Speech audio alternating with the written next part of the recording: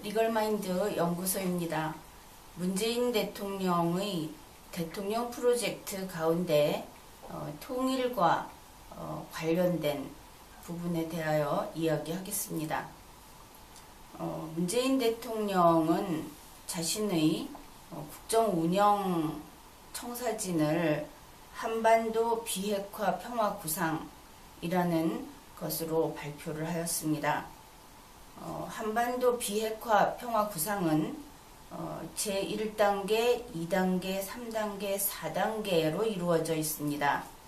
첫 번째 단계인 제1단계는 국방력의 압도적 우위입니다. 이것은 문재인 대통령의 그 프로젝트의 대지, 즉 우리가 모두 땅 위에 발을 딛고 살고 있죠. 그런데 이 제1단계는 문재인 대통령의 프로젝트에 있어서 바로 대지와 같은 것입니다. 그래서 제1단계 국방력의 압도적 우위라고 하는 것은 문재인 대통령의 프로젝트가 있게 하기도 하고 있을 수 없게 하기도 하는 그러한 근원적인 것이라고 할 수 있습니다. 그 위에 제2단계는 육자회담 재개라고 할 수 있고 제3단계는 북핵 문제 해결입니다.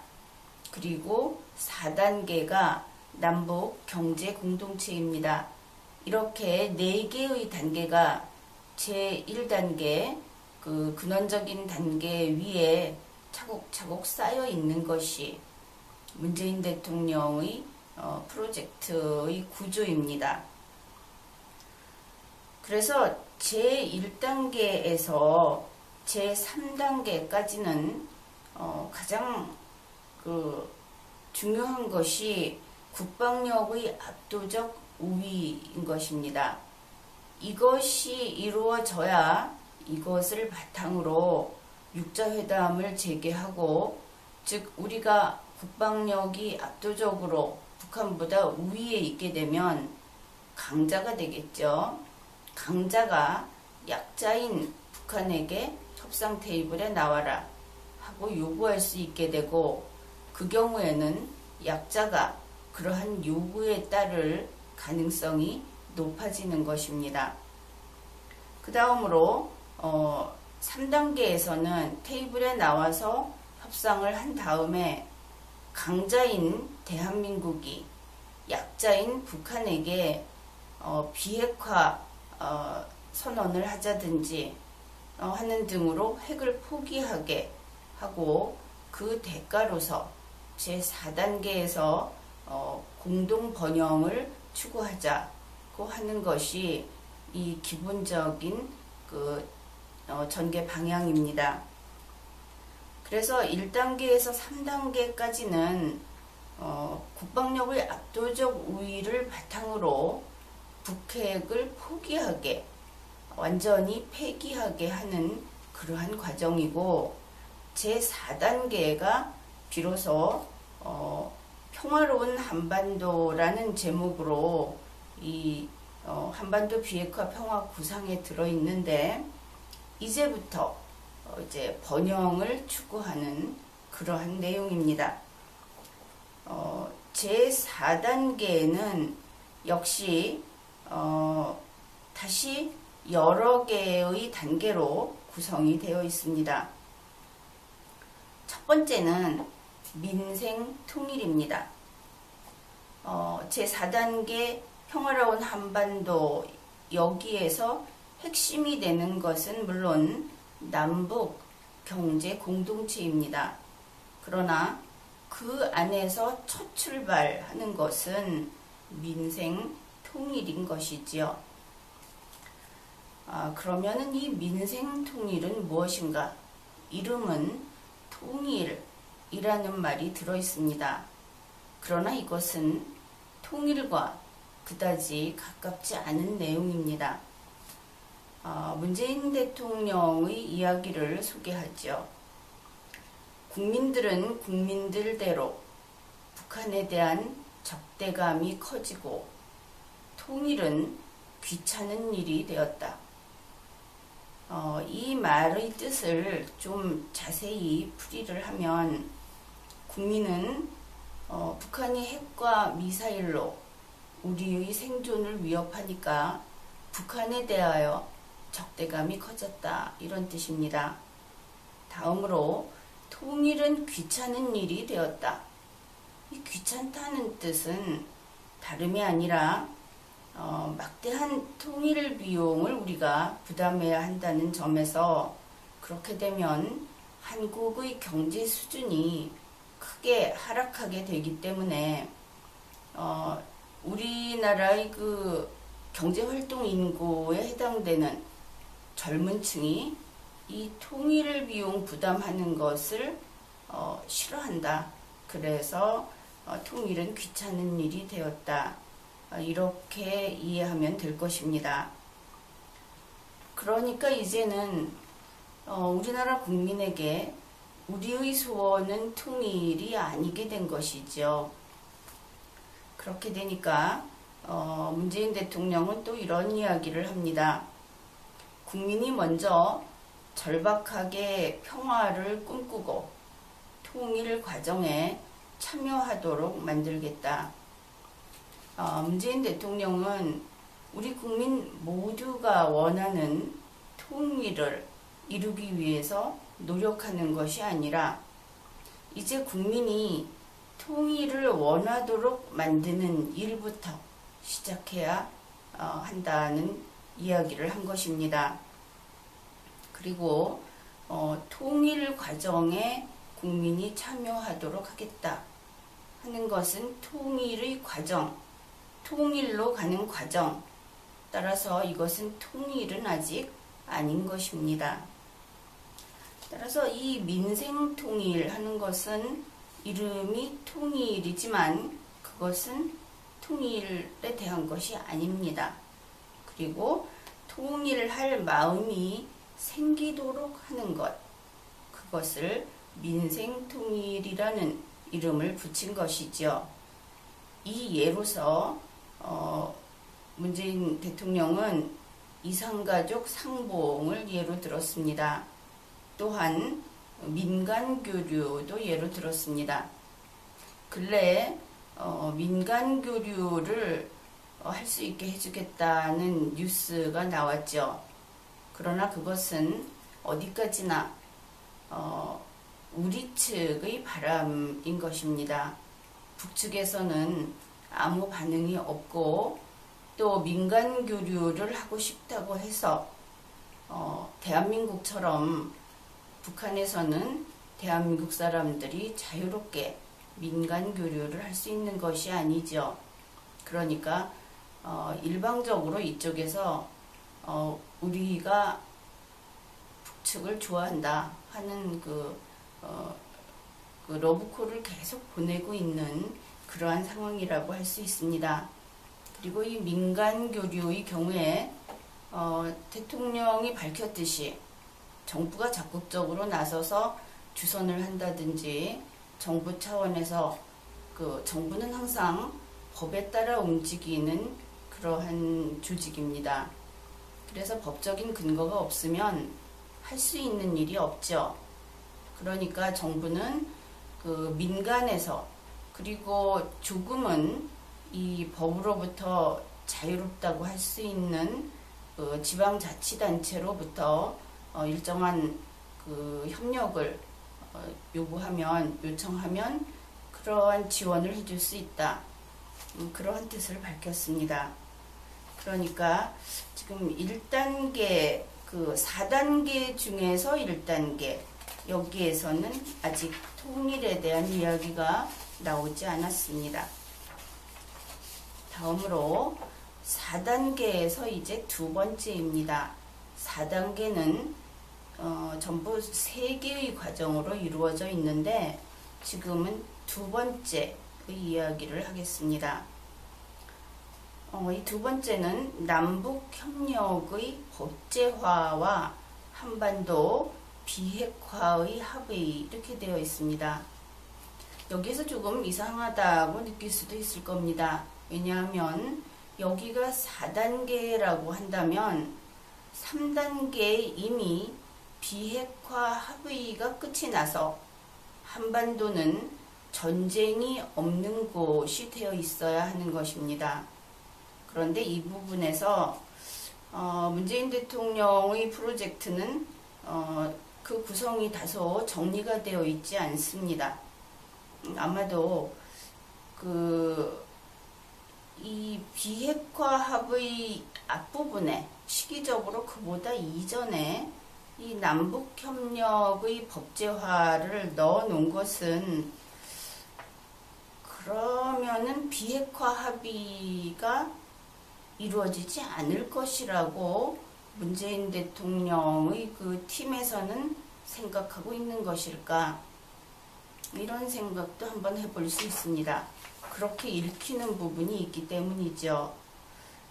그리고 지금 그 남북협력의 법제화가 제4단계 중에 두 번째인데 3단계에서 끝났어야 할 비핵화 합의를 여기에서 추구를 하고 있다고 한다면은 이것은 그 이론 구성상의 오류라든지 아니면은 아무리 그 임기를 늘려도 이 부분은 문재인 대통령이 그 담당할 그런 시기가 아니다 해서 대략적으로 좀 대충 써놓은 것이 아닌가 이렇게 볼 여지도 있습니다. 어떻든 남북협력의 법제화라고 하는 것은 이런 내용이죠. 남북협력에 관하여 남북 정상이 합의를 하면 이것을 법률로 제정하든지 아니면은 국회의 비준 동의를 받게 하겠다. 그런 내용입니다. 그런 내용인데 왜냐하면 이렇게 함으로써 그 남북 협력을 변동할 수 없는 것으로 만들고 싶은 것이죠. 그런데 이렇게 되면 문제가 생깁니다. 우리 이 남북 협력이라고 하는 것이 현행 헌법상으로 보았을 때 사실은 허용되지 않는 것입니다. 그러나 6.15 선언 등을 통해서 경제교류의 대상으로 그렇게 북한의 법적 지위를 그렇게 인정을 해서 남북 교류를 허용하고 있는 것입니다. 그래서 이것은 아주 예외적인 허용, 원칙적으로 금지나 예외적으로 허용되는 것이어서 이 남북 협력, 남북 교류라고 하는 것을 대한민국 헌법 질서 안으로 가지고 들어오는 일은 대단히 조심스럽기도 하고 위험한 일이기도 합니다. 왜냐하면 우리 헌법 제3조는 대한민국의 영토는 한반도와 그 부속도서로 한다 이렇게 규정을 하고 있습니다. 그렇다면 국회에서 비준을 해줘야 할 대한민국을 대표하는 대한민국의 정상이 그 협약을 맺는 상대방의 법적 지위를 무엇으로 볼 것인가 하는 문제가 생깁니다. 이때 북측에서 자신들이 한반도 북쪽을 불법 점유하고 있는 불법 집단이라는 것을 인정하면 가능할 수도 있습니다. 왜냐하면 알카에다라든지 혹은 어떤 그 해적 집단이라든지 하는 경우에도 협약을 맺는 예가 있고 합법적인 국가가 그것을 법적으로 처리하기 위하여 승인하는 절차도 있습니다. 그런데 문제는 북측에서 자신들이 대한민국의 영토의 일부를 불법 점유하고 있는 집단이라는 사실을 인정할 것인가 하는 문제가 남겠죠. 아마도 인정하지 않겠죠. 그 다음에 헌법과 관련해서는 대단히 많은 문제들이 있습니다. 이러한 단순히 남북협력을 법제화할 것인가 하는 이것을 관철하려고 하면은 정작 우리 국민들이 바란다고 돼 있고 우리 헌법이 추구한다고 되어 있는 통일이라는 것이 헌법적으로 어떤 의미를 갖는가 하는 부분에서 좀 뜻하지 않게 통일을 헌법에서 사문화시키는 결과를 가져올 수도 있습니다. 이 부분에 대해서는 헌법에 대한 이야기를 할 때 다루기로 하고 여기에서는 이 정도로 하죠. 그 다음에 남북협력에 관한 남북 정상 간의 합의를 법제화했을 때 이제 헌법을 떠나서 한번 이야기를 해보겠습니다. 그대로 북측을 불법 집단이 아니라 정상적인 어떤 교류와 협약을 맺을 수 있는 상대라고 한번 가정을 해보죠. 그래서 그들과 맺은 그 남북협력 어떤 계약이나 이러한 것을 대한민국 국회가 승인할 수 있다고 한번 해봅시다. 이러면 한반도에 두 개의 국가를 인정하는 것이 되어버립니다. 남과 북이 그야말로 완전한 그러한 국가가 되는 것이죠. 그렇게 되면 통일의 정당성이 없어지게 됩니다. 이 부분을 한번 생각해 봅시다. 대한민국과 북한이 있습니다. 인접해 있고 같은 민족이고 과거 어느 때 역사적 사건으로 인하여 이 두 나라로 분할이 되었습니다. 그러면 반드시 다시 통일해야 하는가? 여태까지는 통일은 당연한 것이라고 생각을 했을 겁니다. 왜냐하면 그 전제는 지금 북한이 점유하고 있는 땅이 대한민국의 영토이고 북한의 주민은 대한민국의 국민이고 그러한 것을 전제로 했기 때문에 통일을 당연한 것으로 여겼습니다. 그러나 만일 이와 같은 절차를 통해서 북한은 북한의 국민이고 대한민국 사람은 대한민국의 국민이며 이 둘은 같은 민족이다 하는 이유만으로 이웃한 국가끼리 반드시 통일을 해야 한다는 정당성은 인정되지 않습니다. 20세기 이래 전 세계는 국가를 기준으로 나뉘어 있지 민족을 기준으로 나뉘어 있지 않기 때문입니다. 그래서 인접국 사이의 통일은 원칙적인 것이 아니라 아주 특이한 것이고 이례적인 것이 되어 있습니다. 그것이 당연하죠. 그래서 이때는 한반도 2개국이 되었을 때 통일은 해야 하는 것이 아니고 통일을 할 필요가 있을까 하는 이슈로서 다루게 됩니다. 그러니까 통일의 필요성이 대단히 높고 양측의 그러니까 8천만이라고 하는 구성원들이 통일을 기필코 해야겠다고 했을 때 그때부터 새롭게 통일은 과연 무엇이고 어떻게 하고 해야 하는가 하는 논의가 새로 시작되는 그러한 상황이 되는 것이죠. 이렇게 되면 지금보다 통일의 가능성은 매우 희박해지게 됩니다. 그래서 통일을 목표로 하는 것인지는 모르겠으나 문재인 대통령의 이 남북협력 법제화라고 하는 어떤 정책적인 필요에 의한 이러한 프로젝트는 오히려 한반도에서 통일을 없애버리는 결과가 될 수 있다. 그러한 이야기를 할 수 있습니다.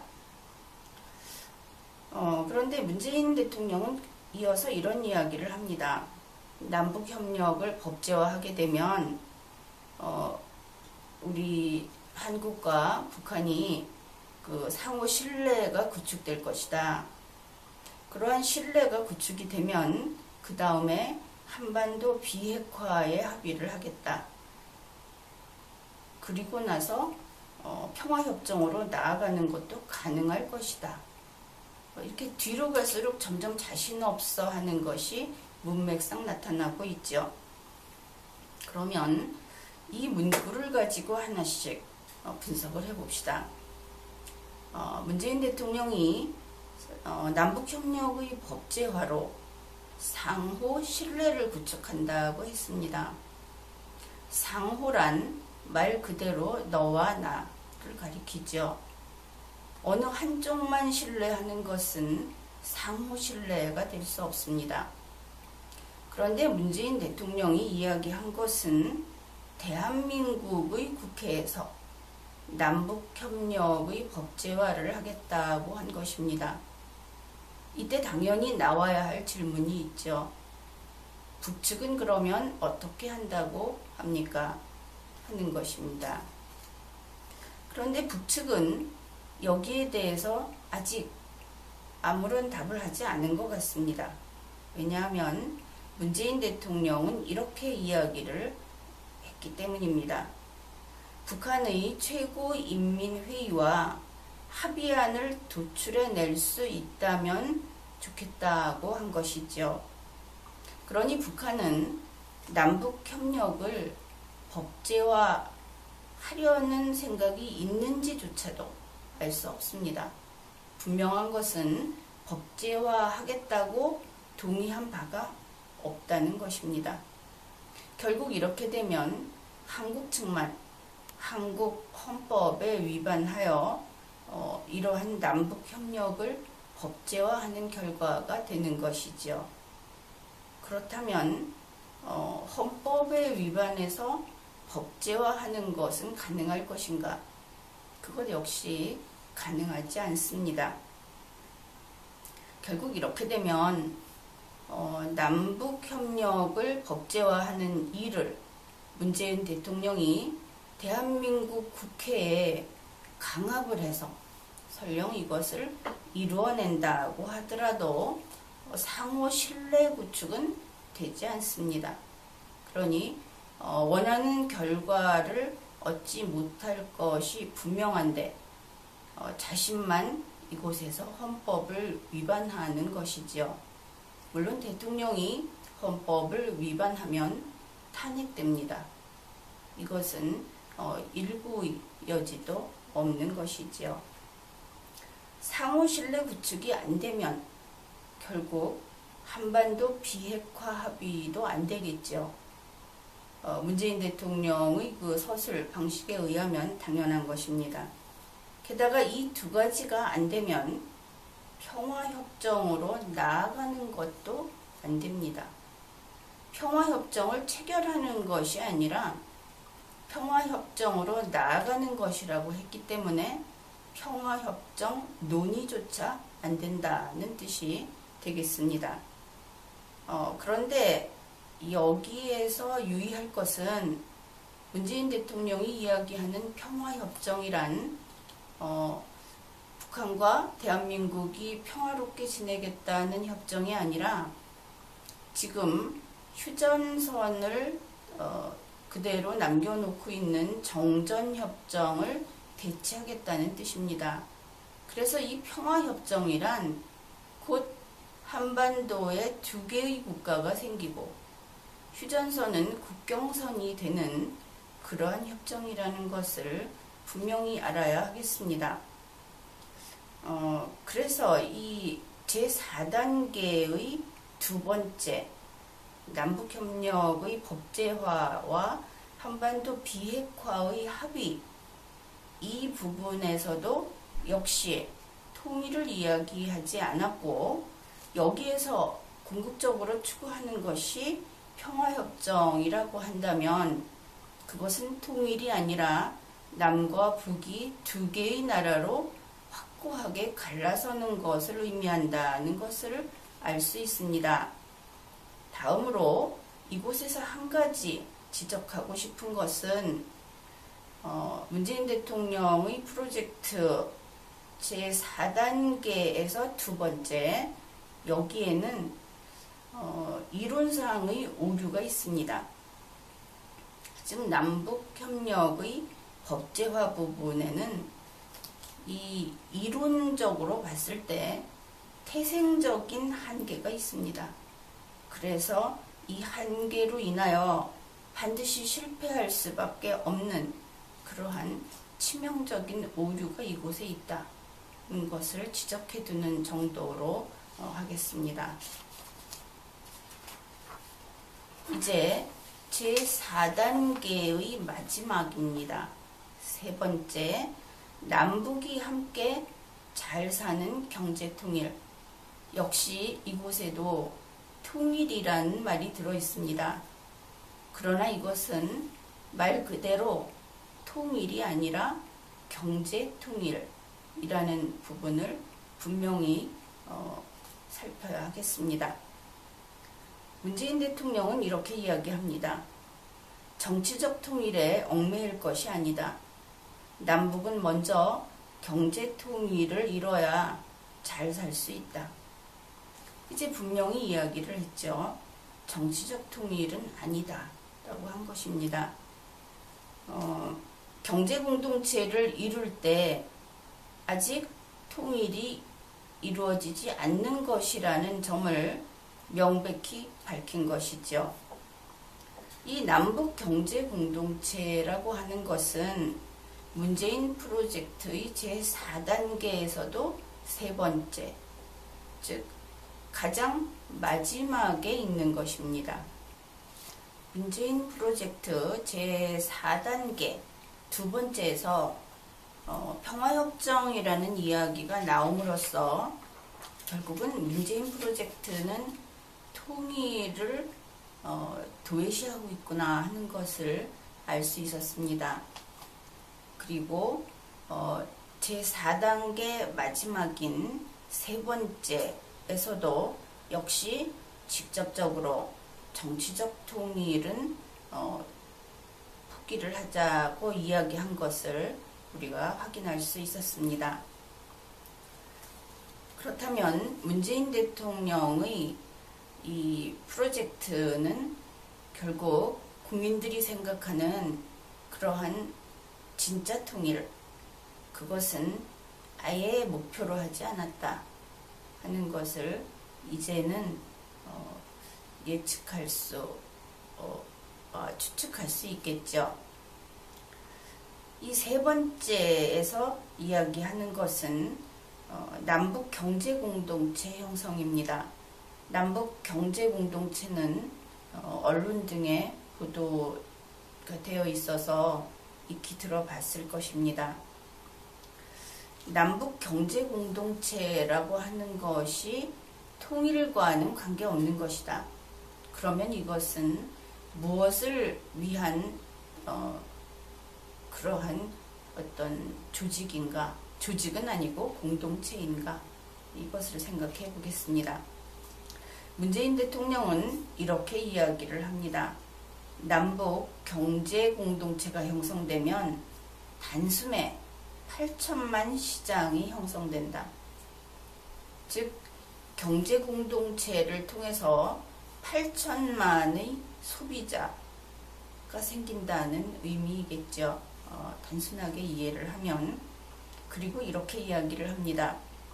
우리 경제의 잠재 성장률이 1% 높아진다.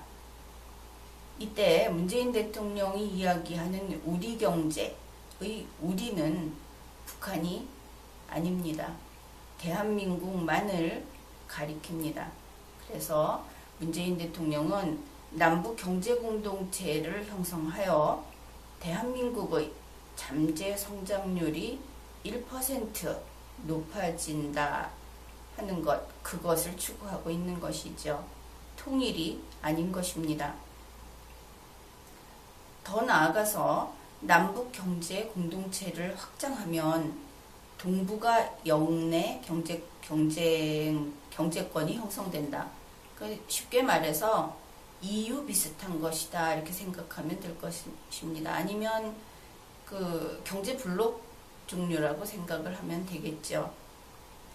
그 경제의 어떤 그 공동체 속에 있는 사람들끼리는 비용을 최소화하고, 그리고 국경을 통과함으로써 발생하는 비용을 역시 줄이고, 여러 가지 그 교역의 장벽을 제거하고, 이러한 류의 그 공동체를 가리키는 것입니다.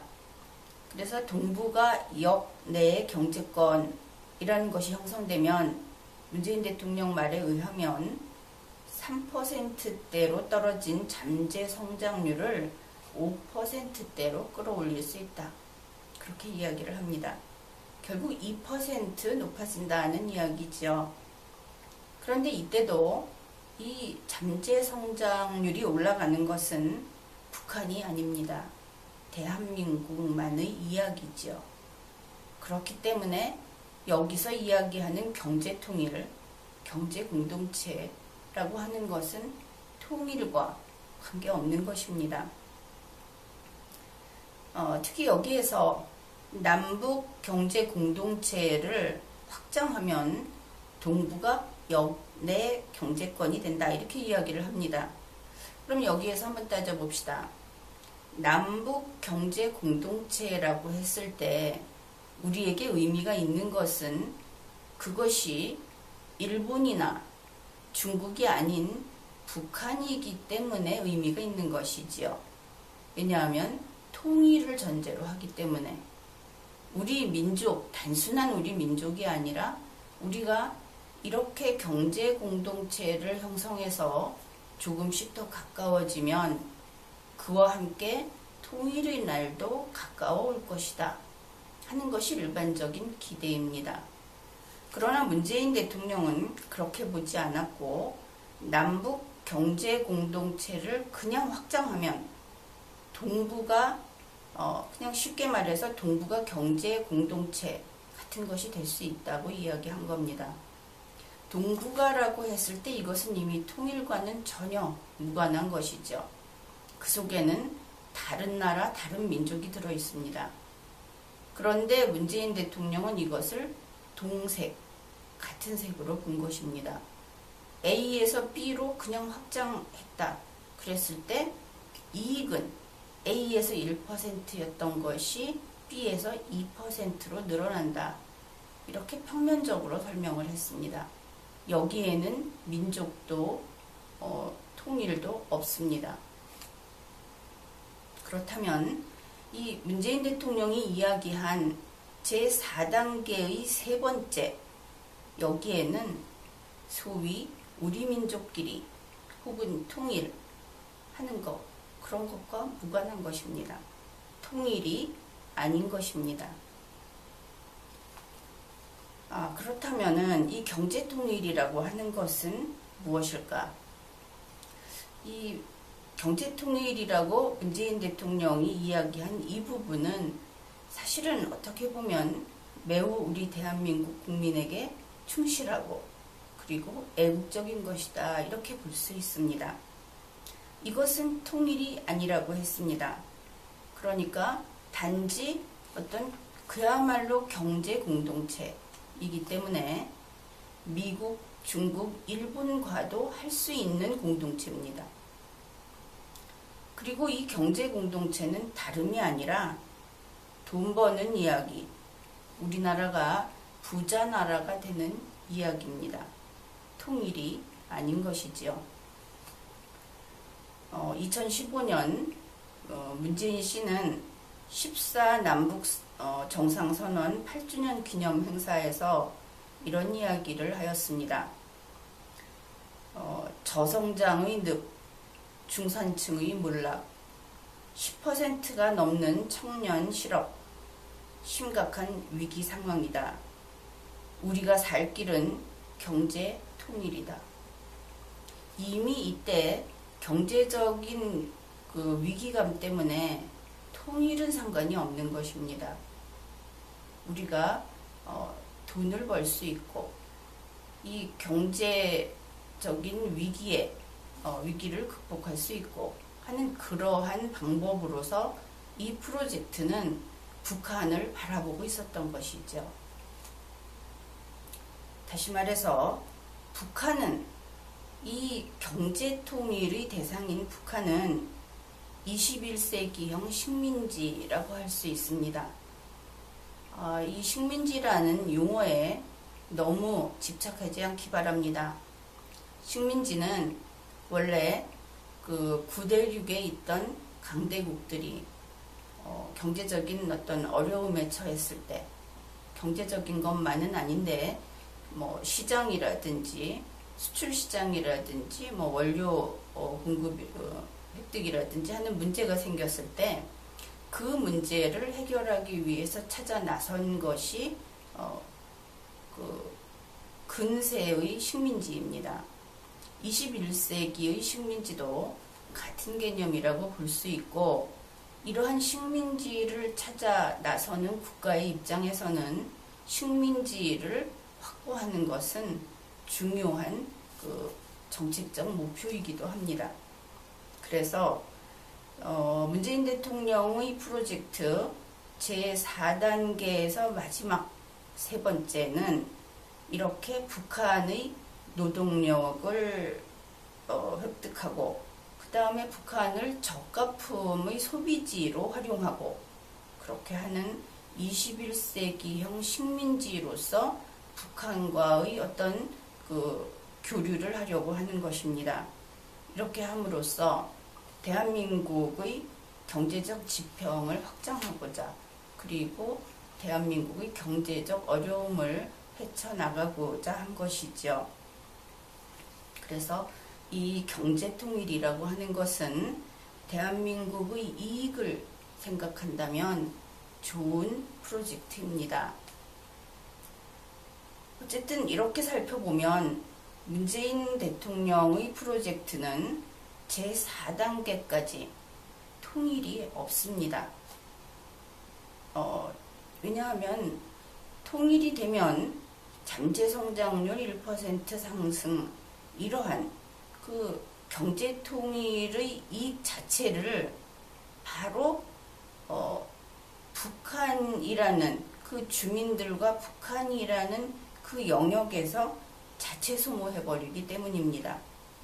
따라서 문재인 대통령은 이런 점에서 경제통일을 추구하는 문재인 대통령은 통일을 원하지 않는다 하는 것이 또다시 명확해졌습니다. 그렇다면 여기에서 잠시 좀 부수적인 것이지만 21세기형 식민지를 가리키는 이 남북 경제 공동체는 언제까지 유지될 것으로 그렇게 상정되어 있는가 하는 것을 살펴보겠습니다. 문재인 대통령은 제12회 제주포럼 2017년 6월 1일 그 개회사에서 다음과 같이 밝혔습니다. 새 정부는 한반도의 영구적인 평화와 번영을 위해 완전히 새로운 구상, 담대한 실천을 시작할 것이다. 여기에서 완전히 새로운 구상이란 바로 한반도 비핵화 평화구상을 가리킵니다. 그리고 이 평화구상의 1단계부터 4단계까지 어디에도 통일은 없습니다. 그리고 그 4단계가 바로 4단계의 핵심이 경제공동체인 것이죠. 4단계 속에서 마지막 것이기도 하고 그것이 4단계의 핵심이기도 한 것입니다. 같은 제주포럼 개회사에서 문재인 대통령은 또 다음과 같은 이야기를 했습니다. 전쟁 위협이 사라진 한반도에 경제가 꽃 피우게 하겠다. 이 전쟁 위협이 사라진이라는 시기는 문재인 프로젝트 제4단계를 의미합니다. 그러나 조금 전에 살펴보았듯이 제4단계에도 전쟁의 위협이 사라진다는 것에 대해서는 아직 확신을 하지 못하고 있습니다. 한반도 비핵화가 아직도 추진 중인 것을 우리가 보았기 때문입니다. 남북을 아우르는 경제 공동체는 첫째, 한강의 기적을 만들어낼 것이다. 이 경제 공동체는 남북, 즉 한국과 북한이라는 두 개의 주체가 따로따로 독립해 있습니다. 통일되어 있지 않습니다. 두 번째, 이 경제 공동체는 한반도의 항구적 평화체제 정착을 하는 역할을 할 것이다. 이렇게 되어 있습니다. 평화체제를 정착하는 역할을 하는 것이 경제 공동체인데 그것이 항구적 역할을 하려면 결국은 항구적으로 유지되어야 하겠죠. 따라서 21세기형 식민지인 남북 경제 공동체는 영원히 계속됩니다. 그 이야기는 남과 북은 영원히 나뉘어 있다는 것입니다. 즉 문재인 프로젝트에서는 남과 북은 통일이 되면 안 되는 것이죠. 그래서 지금까지 이러한 과정을 통해서 문재인 대통령은 그 대통령 프로젝트에서 통일을 추구하고 있지 않다 하는 것을 확인하였습니다.